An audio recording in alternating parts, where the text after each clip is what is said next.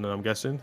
Go on, the dragon down. Yes, it will. I'll go like that. Like you, mate. Fucking eyes on, mate. We're gonna have words, sunshine. Rafe number 5, if that is your real name. I'm after you, mate. I'm after you.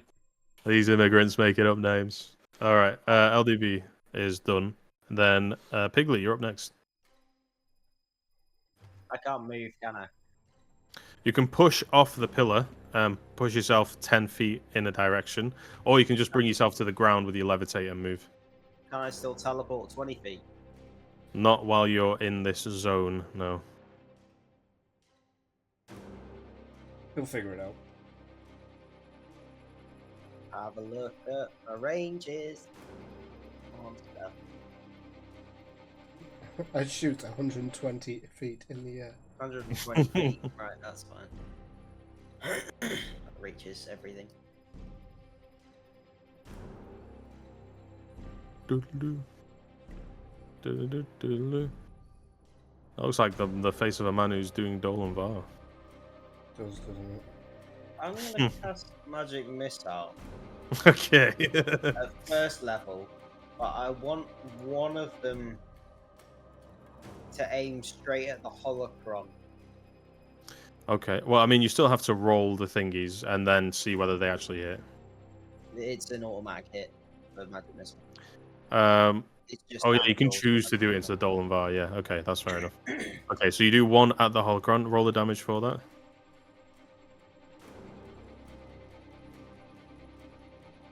3. Okay, 3 points of damage. Yeah, it slams into the side of the holocron.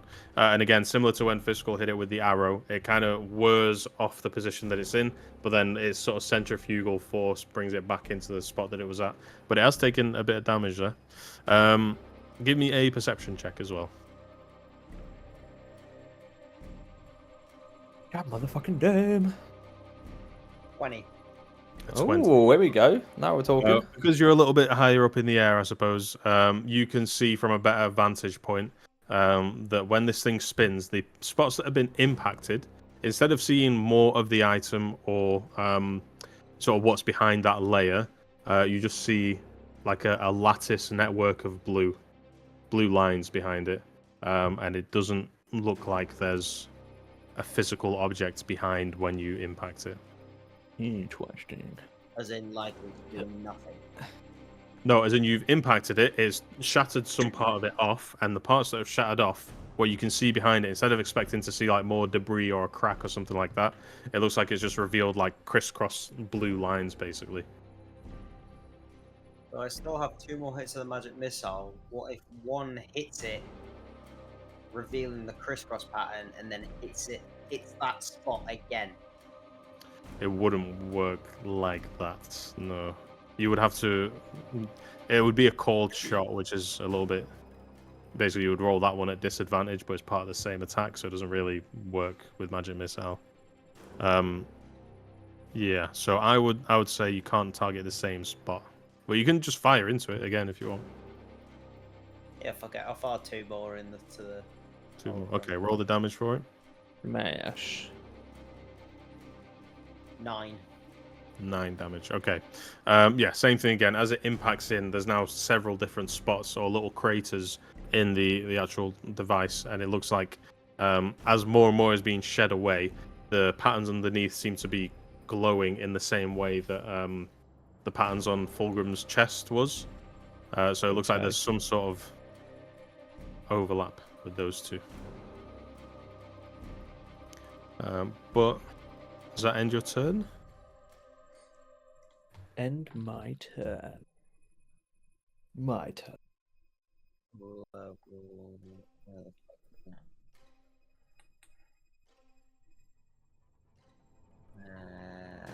Oh, it's second boss. Am I able to cast Misty Step? You could try cast it, yeah. What's the distance? 30 feet. I'm gonna move. Well, Is the before you movement do that, going to actually before No. I move my guy? it won't happen though. So you go to cast the spell, and as you feel the familiar reach of Varathan's magic going to pull you out of existence into another place, it's just not able to penetrate these mists, so the effect doesn't go through. The What you're mists. saying is Varathan's a bitch. I mean, if you You're want to say thinking, that, you're that's thinking fine. out loud, lest we forget. Yeah. So he heard that. I'm not. Varathan, heard you say I'm Varathan's thinking a that above table, bitch. not in table. Too late. Already said. Trying to Yeah, cover himself. funnily enough, you guys are hearing Piggly saying, "I'm going to cast what is it? Magic missile, and again, and again." And then whatever else he's thinking right now. I think I like men. That's the only part I believed. Okay. Yeah, what else do you want to do, Piggly? Or is that going to be that? That'll do. That'll do. Okay. I'll do Next up is Donket. I'll Wraith do. 5 and 3. Wraith 5, having not taken any hits, he's going to turn and focus back on the holocron. Wraith number 3, having taken some hits, is going to break his focus and go ahead and go 5, 10, and go and make some attacks against Visca. Oopsie. So his is 16. Okay, and then let's roll the dice. He's going to do 2 attacks with his Blade of Shadow. A 4 and an 8. Yeah, neither of those are going to hit. Actually, no, the 8 will hit. Yeah, the 8 will hit because he's got a plus A2 hit. So yeah, that will hit. So let's roll the damage for that. Wow. 6 points of damage. He slices into Vesca. It doesn't really seem to have much of an impact on Vesca. He does take the hit, and part of his body is opened up, but it cuts one of the ropes more so than his skin, so it doesn't look like it's making much of a difference to him. But that will be Wraith number 3's turn. Next up, ladies and gentlemen, is the man of the hour, Fulgrim. Oh no. So what we're gonna do, Uh, first of all, is have him look here. So last time LDB looked, there were 4 lights in the sky. 1, 2, 3. And so then yeah, I he's gonna... heard you say that, but I thought you were lying. No, I was not lying. Right. AC 130 inbound. Enemy Ocean 130 in bed. Let's go ahead and do this. Are So we in danger? you might be. 1, 2, 2, 3, 3, and we'll do a 4th one right here. Okay. Why is there an animated spider in the back? A Darth Vader. Don't worry about that. Don't worry about that. Okay. Right. So next. Okay. Oh, guys, you are not gonna like this.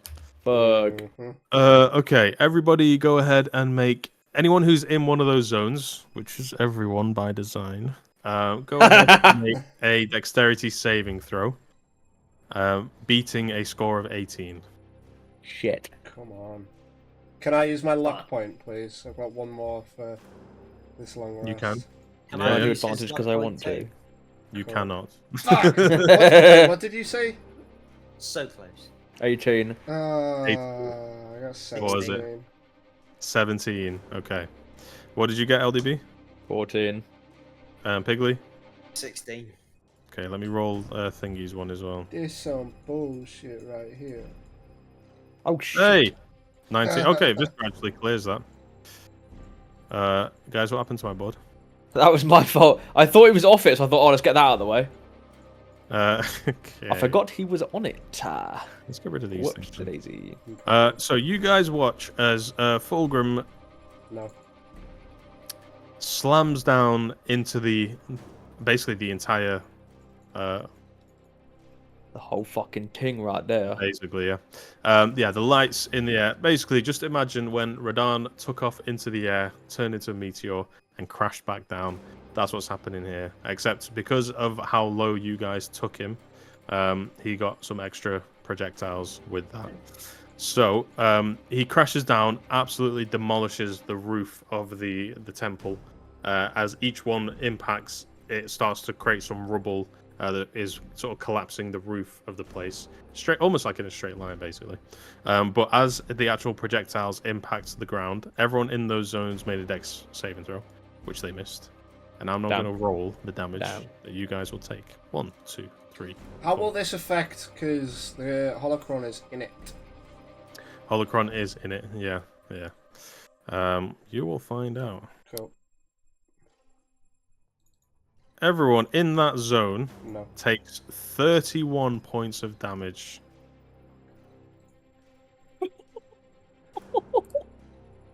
"31 points of damage." Except Visca, who takes half that.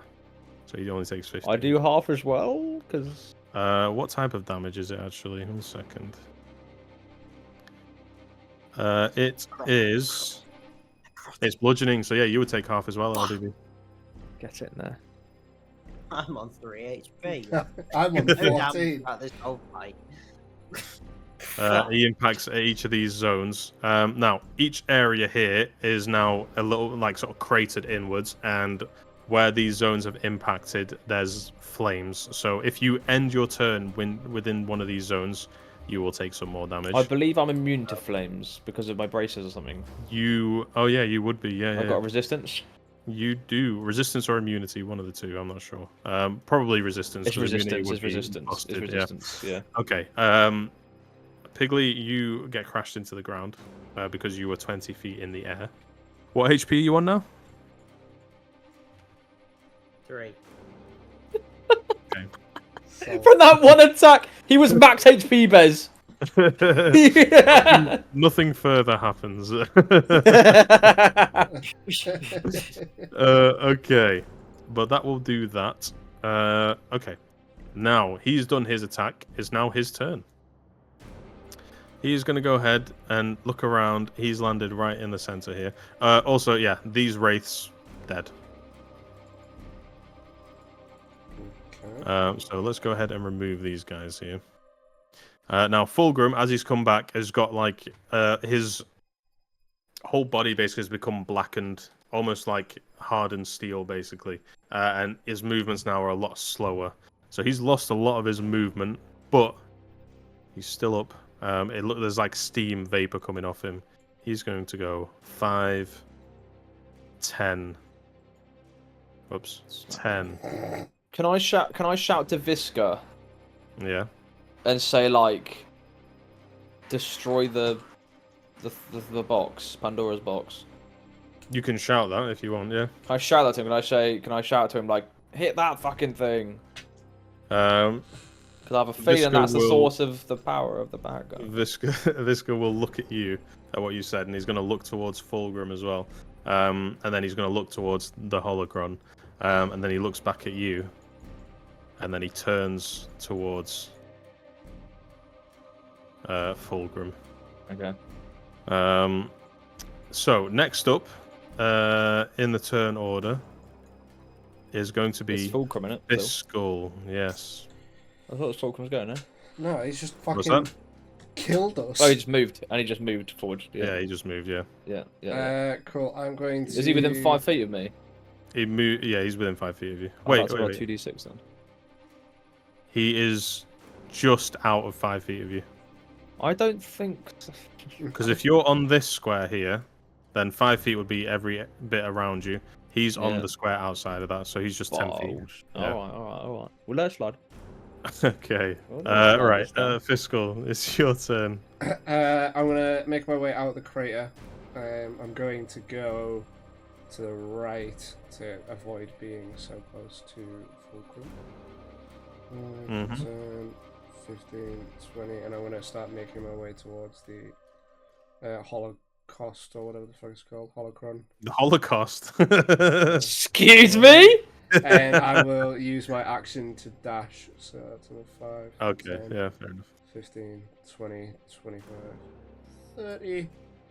Mhm. And I shall end my turn. Next up is Veska. He's going to go 5, 10, 15, 20, 25, 30, 35. So he's in space of Fulgrim now. He's going to go ahead and make some attacks against him himself. So there's going to be 2 unarmed strikes, which is +6 and then a d8. Okay.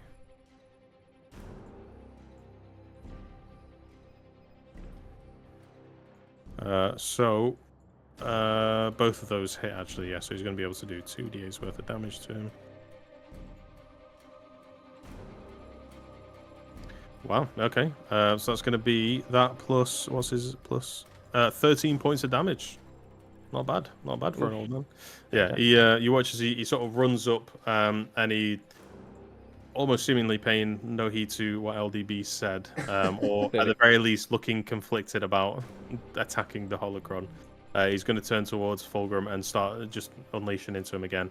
As he hits him, you watch he does 2 rapid strikes and then he recoils from it and he starts shaking his hand as if, fucking hell, that really fucking hurt actually. But nevertheless, he does do some damage towards Fulgrim. It seems like his armor's like a lot tougher now, or his carapace is a lot tougher. But even where he's been impacted, there are some like faint sort of hairline cracks where he's been hit. But that'll do Veska. That'll do him. Next up is LDB. Fucking right. First things first. 180. Fall on the floor. Sick. Everybody do the Go dinosaur. back. Sakes.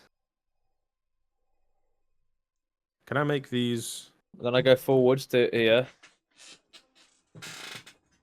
Yeah. I'm going to move. I'm going to move forward and smack the fuck out of Fulcrum, basically. Okay.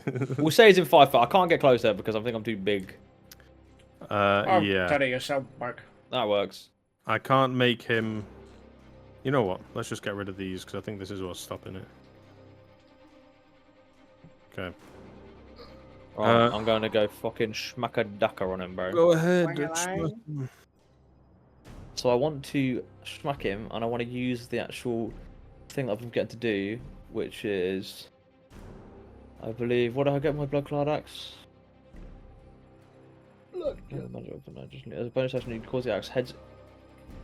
To ignite the weapon with an illusion, if the target fails a wisdom saving throw 13, they take 1d4 additional fire damage. Okay. Yeah, I'm gonna smack the fuck out of him. I will do my first attack. Okay. Bush. That's 14. 14 to hit. Yeah. Misses. Okay, attack number 2. That's a 20.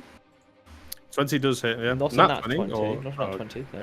And then I want him to make a wisdom saving throw, please. Wisdom! You must beat 13. Does this thing even have any wisdom? Not if it's run by you. He's going to shoot into the air again. Please don't. That's a 6 plus 1. Yeah, 7. I don't think he gets that. Good, good, good.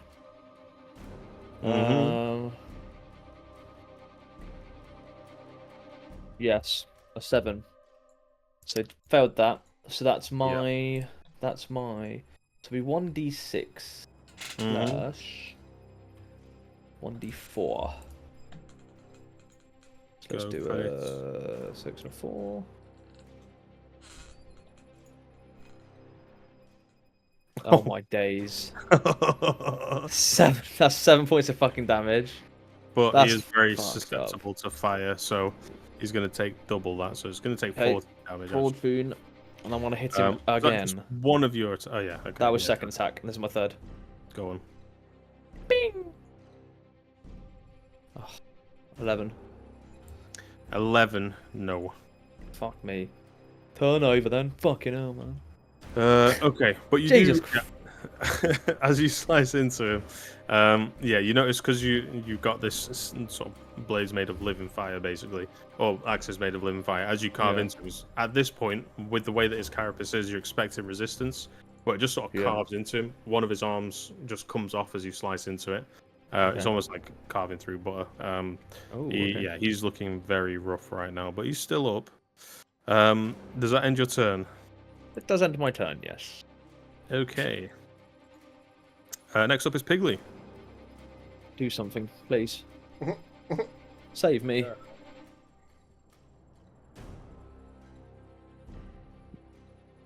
5, 10. Is that within reading distance? Or is that? No, I'm right. Is that what? You're very far away from your mic. So I'm going to use where the fuck is it? I'm going to use Vampiric Touch. Ooh, ooh la la. What does that do? Because I don't fucking know. Where did Piggy go? Oh, he's underneath. Does You an have to say- 18 hit? An 18 does hit, yeah. Alright, so that'll be that. Plus a 1d. Baba booey, baba booey. Sorry.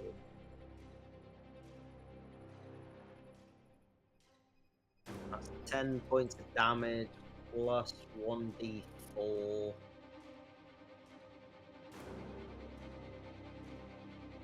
$12 points of damage. Hmm. What type of damage is it? Necrotic. Oh. Damn, son. 12, so I regain 6 hit points. Okay. How do you want to do this? Cool. Yeah, I'm going to talk about. Too right. climb right up his ass. I'm going to suck the life force out of his ass to the point where he's just a shriveled corpse. Jesus. Yeah, This guy. Piggly has got some menace behind this attack. He reaches out his hand towards Fulgrim and then he turns it up. And as he turns his hand up, a spectral hand appears out of the ground, goes through Fulgrim as if it's like a ghost, basically. It just rises up. It comes up with a lot of force first, and then it slows down a little bit. And then as it comes down, his fingers sort of crunch. So as it comes down, it crunches, and it drags whatever essence it was towards Piggly. And as it drags backwards, you watch as almost like a suit of armor falling apart, basically. Just parts of his carapace get dragged backwards as if blown by like a strong wind. And yeah, his body just liquidates, basically.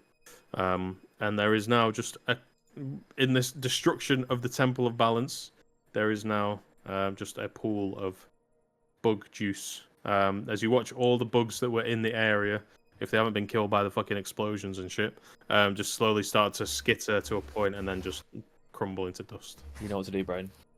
I'm gonna lick that bug juice. Bang! He's got to lick the bug juice. Okay. Too right. I'm going to have you, depending on how well you roll here, something's going to happen. So, first of all, how much HP are you on? 9. Okay. Roll a Constitution saving throw.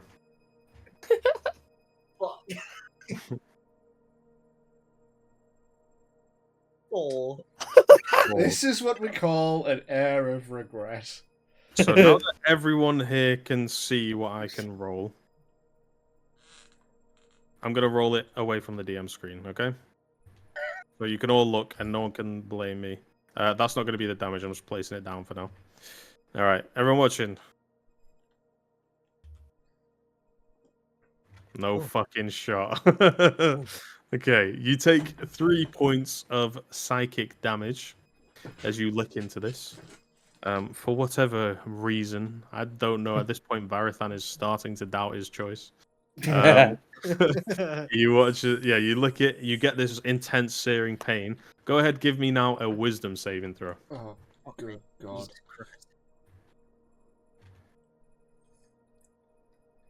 He's 22. absolutely fucked. Oh, okay. 22, okay. You feel something try to grasp your mind, as if there's... if anyone's seen Wolverine, the new Wolverine anyway, not Wolverine, the new Deadpool with Wolverine in it, that chick who puts her hands in the face and you can see God, yeah. that's what you feel like right now, as if something is trying to grab onto your head and compress it, but you manage to resist it. What you're left with, no, but this is what you do get. It's just a feeling of like hands wrapped around your head, but this is what you do get. You see a vision of me changing the song. You see a vision of a couple of blurry, quick images. Image number 1 is a picture of a tower with a pulsating rune or crystal at the top of it that seems to be switching almost like a clock. It turns, something else turns, something else turns. You can't really make out what, but there's a tower there. The image sort of hastily zooms out and you see a figure in shadow running away from the tower. The next thing you see is hands being shaken. One of the hands seems to flicker white and then back to normal, and then white and then back to normal. And as the hands finish shaking, as they pull apart, the hand that was flickering white has got ink dripping off it. And then the next thing skips forward is you see the image of someone creeping up the steps of the Temple of Balance from one of the side entrances, basically. And as they creep up, they are heading down some steps, grabbing this device, and then the next thing that you see is basically this scenario where there's chanting, people are running in, trying to attack you, and then just explosions of light, and then you just snap back into the present.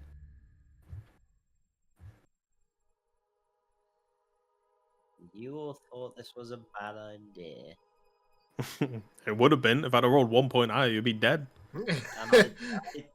Am I still thinking things out loud? You are still thinking things out loud, yeah. The master So plan. you guys hear Piggly say these things out loud in his weird trance-like state.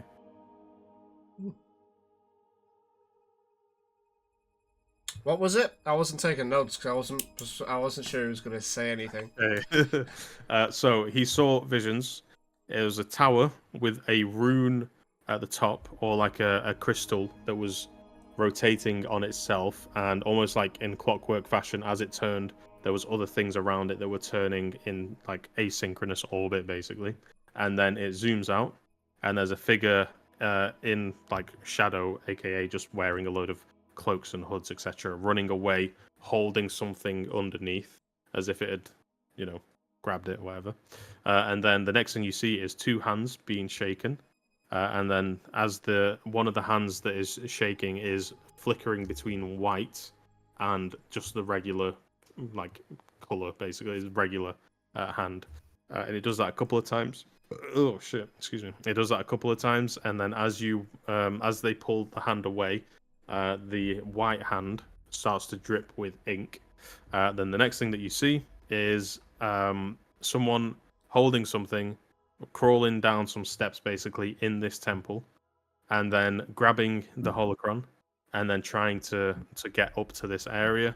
And then the other thing that you see is the scenario that you already know, this present scenario, which is people coming in, trying to stop you, or the person having the vision trying to stop you, and then flashes of light, and then this. Does any of this seem familiar? Other than obviously the fight. The only thing that would have seemed familiar based on what LDB has told you is actually give me the hand. Yeah, you all know that the white hand would most likely be the dude that was in the basement that LDB saw. So there's clearly some kind of deal being elicited there. Piggly, give me a history check. Because actually, both of you, Caleb, not Caleb, Fiscal and hang on. 16. Let me restart. Fiscal, you give me one as well. What am I giving history check? History, yeah. That's a 7, mate. 7. I'm not going to cut it.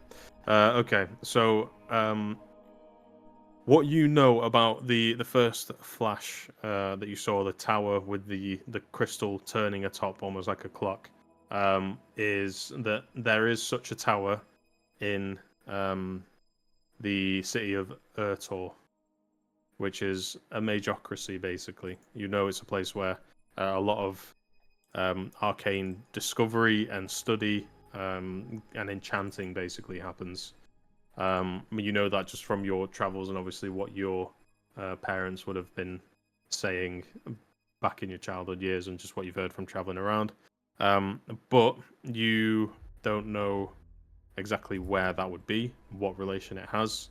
Yeah, that's as much as you know with regards to the tower. So you know the tower is somewhere in Urtor, and you know that the hand that is shaking is the creature that you saw in the basement of the Aldridge Manor.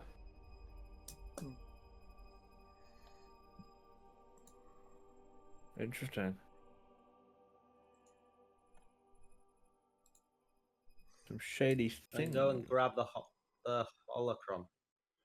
Oh shit! Yeah, I forgot about that. Yeah, as the thingy is killed by, as Fulgrim is killed by Piggly, you watch as the holocron slowly starts to, almost like it's falling out of orbit, just starts to spin slower. But as it's spinning, it's sort of going like vroom, vroom, and eventually it just collapses onto the floor. As it collapses, Veska just basically darts over to it and goes to try and reassemble it back into its position. And then he sort of holds it up. It's pretty sizable, so he would have to like grab it with two hands in front of his chest, like that, basically. But yeah, he's basically holding onto it for the time being. And as you guys approach, try and look at it, he goes, "No, please don't come any closer." Padre. Padre. What is that? He kind of looks a little bit defeated. He's like, okay, and then he goes to put the holocron down, and he says, "It's one of the artifacts that we've had for a while, since this place was built, as I understand it. In the formation of this temple, at least, I'm not sure how far back this goes, they had a more advanced or sophisticated way of storing information. Instead of writing it down on a scroll or enchanting it onto a piece of paper or parchment, it was stored inside these jade discs, which interlock and are powered by the crystal at the center. You can understand that this device, artifacts, it holds a lot of knowledge that can't leave this place. And as he says this place, he kind of looks around and he goes, or what's left of it, I suppose. This is going to take a while to fix. He kind of just takes a second to just check also while he's sort of crouched on the floor against the device, and he's sort of lifting it up and checking the corners to make sure there's no no extra damage, basically. Do you know if it's possible if there's any knowledge of Arendor on there? It's likely. I've never been permitted to read the device. In fact, we don't have the technology to be able to... Well, we don't have the enchantments to be able to read from it. We can deposit new information, but this thing is likely thousands of years old. So it could possibly have information about Arendor on there. Why are you so fixated on Arendor? The information that we have learned over the last few weeks, few months, whatever, so time kind of just blurs into one at this point. It seems as though the ruins of temples of Arendor play a larger part in what potentially has just occurred here. Temples to Arendor. Okay, I think I can understand why you would want that information, but as I said, we don't have the enchantments to read from this device. Truthfully, I don't know if anyone in this city does. It was bestowed to the temple shortly after its foundation and its creation to store information. The magic to be able to read this or retrieve information would have to be fairly old and powerful. Most likely, the only people who could operate this would either be a very advanced magic user or the mages of Urtor. How does it work? I'm just curious. Well, it's above the table. It's kind of like speaking into basically like a microphone, but instead of recording it on like an audio file, it records it within this multitude of layers of jade within it. But as soon as it's etched into the jade, it kind of folds in on itself like a tesseract, basically. As more information is spoken into it, it just folds. It can only be activated. He sort of explains to you that he has like a seal to Paylor, which he places on top, and then whenever new information needs to be put in, he has to channel his divinity and then speak whatever information it is, and then remove the seal, and then that will start the storing process, basically.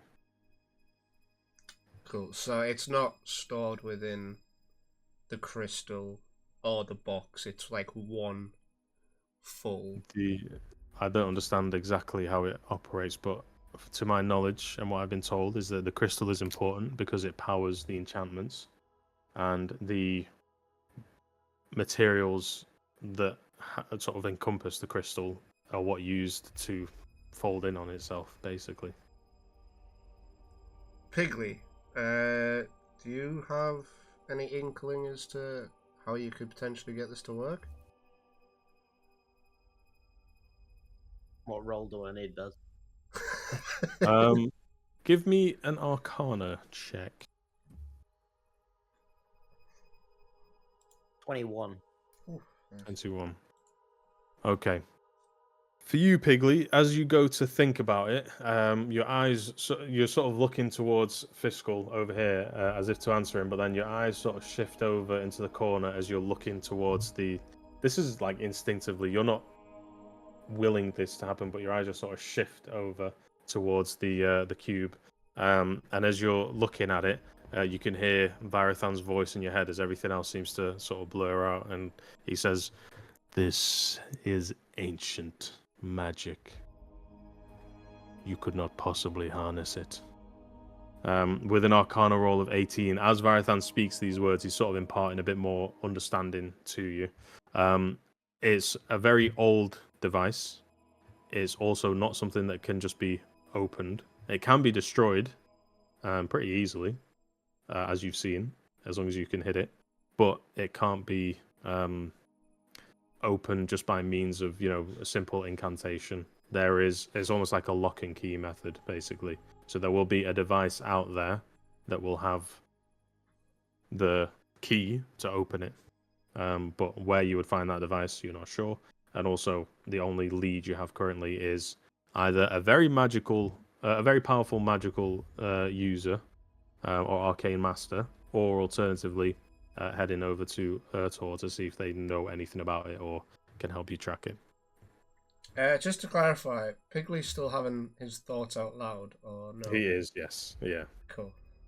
I will say, part of Varathan's natural ability, I suppose, would be the word. Whatever he's mentioned to Pigley wouldn't be able to say out loud. Right, okay.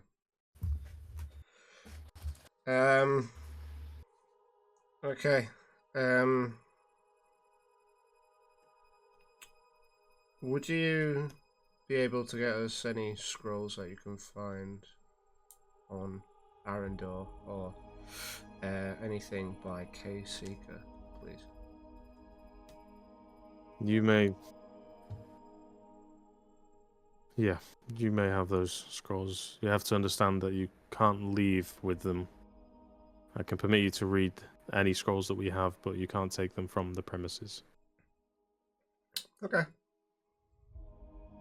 Very well.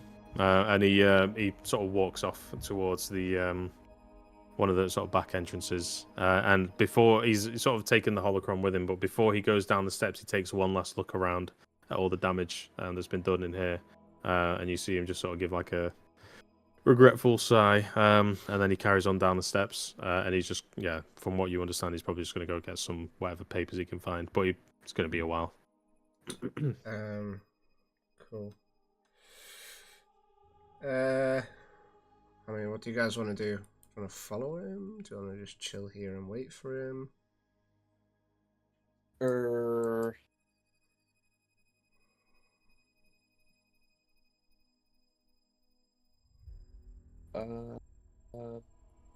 Just wait. I don't see why we need to follow him. Unless you want to. Yeah. Unless you fancy it. Fuck it, we'll follow him. You want to follow him? Okay. Are you going to just do this just, normally, or you want to try and do it stealthily, or? Let's do it normally. Yeah? Okay. Yeah, no problem. So you guys make your way towards the area where you saw Veska sort of leave. He's gone down a set of stairs towards the back of the temple, and as he's going down these stairs, they split off into two directions, and then two more directions, and then two more. It's a bit labyrinthine down here, so you kind of follow in his footsteps. But as you round the corner, you see this huge stone door that's got a blazing sun basically chiseled into the surface of it. No lock, no handle, nothing like that. It's just a stone door separated slightly. And as he walks up to it, he pulls out the seal of Paylor.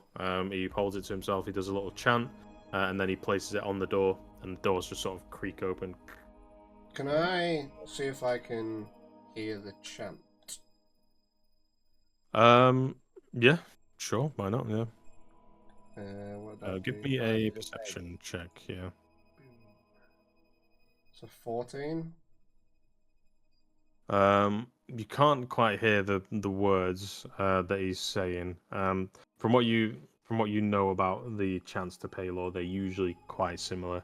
Something along the lines of, Bright Lord, grant us, strength, grant us sustenance, something along those lines. In this case, you can't really make out what he's saying exactly. But as the doors creak open and your footsteps are heard, Fisker turns towards you and he says, "Very well. follow me. And then he leads you into the area.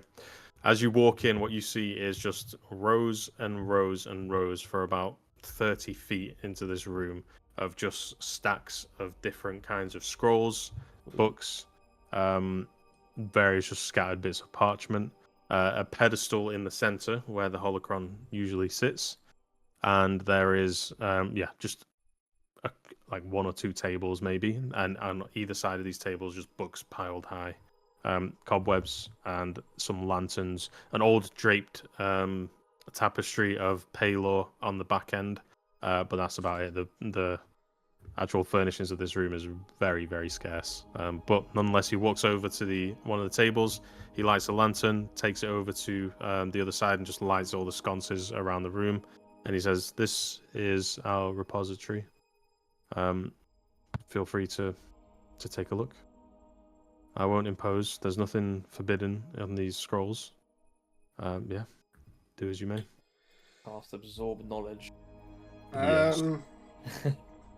Cool. Could I look for any scrolls pertaining to Arendor? Mm-hmm. Any scrolls that could mention the Veiled Nexus? Okay. Any scrolls by Carlin? And Okay. any scrolls pertaining to Priesel? Priesel as well. Okay. Interesting. How much time do you want to spend doing this? How Because there's long? quite a lot of different subjects and there's quite a lot of information in this place. How long would it take to? I would say, first of all, to find the books, you would obviously have to skim read quite a lot of these to find if you're on the correct thing. They're not bound with covers or anything like that. Cross-referencing, trying to find any sort of connections between them and trying to find the exact information you're looking for or any leads on where to find the information you're looking for, probably will take you about maybe like 6 hours, almost like a full day's worth of work to go through all these books. What do you guys say? You can read if you want. I'm just gonna potter about. Just gonna rest up at the table. Just potter, just potter around. Look at Potter! things. Piggly, you want to help See if me there's scout See for some scrolls? if there's any secret there doorways. You know, That pull some books like stands that. out Oh, at first glance. On first glance, no. I would say, actually, no. Give me a investigation check. Both of you do that. Or anyone who just wants to have a look, but you all do that. I got an 18. oh, what everything? An 18. What did you get, Piggly? 9. A 9. Yeah, for you, Piggly, a lot of this, you pick up one or two, and they just seem to be a lot of religious texts about Paylor and, important moments in the history of important followers of Paylor, basically, and some some temple priests, that kind of thing. Nothing really interests you. Fiscal, for the first hour or so, while you're looking through, you do find a book by, on the side it's got K Seeker written on there. But it seems to be hastily written on the side. And the scroll itself doesn't seem to unfurl. It looks like it's stuck, basically. You have the impression that maybe this scroll is arcane locked, perchance. And as you sort of think this, Veska sort of looks over to you as he sees you sort of poring over it with a lantern, and he says, some of these scrolls are quite old. There may be some lingering enchantments. I've not been able to go through the inventory myself fully in some years, so you may have to get that one disenchanted, perhaps, if you know anyone who can do such a thing. Previously, we've just taken it to one of our priests who had done it. I may know somebody. Is it okay if I were to take this to them? I'll have one of my priests accompany you to make sure Not that I don't trust you, but do you understand I have to take care of the property of the temple? I understand. What I'll do then is I'll have them come here next I see them. Saves one of your men getting caught up in any trouble we may find ourselves in. I could do with that. That's fine by me. I will put it back on the shelf Okay. and carry on looking. Okay. Right. The next part of this is just going to be rolling various sort of investigation checks. But while we are at this point, it is nearly 12 a.m. We're going to close this session. So session 20 done, boxed off, finito. You guys have learned some information. Very, very volatile boss fight. Yeah. I was actually really hoping you guys wouldn't kill him quick enough so that you wouldn't be able to do that meteor attack. Because I was looking forward to that shit. Oh yeah, great. Cheers. Yeah, that was fucking wicked.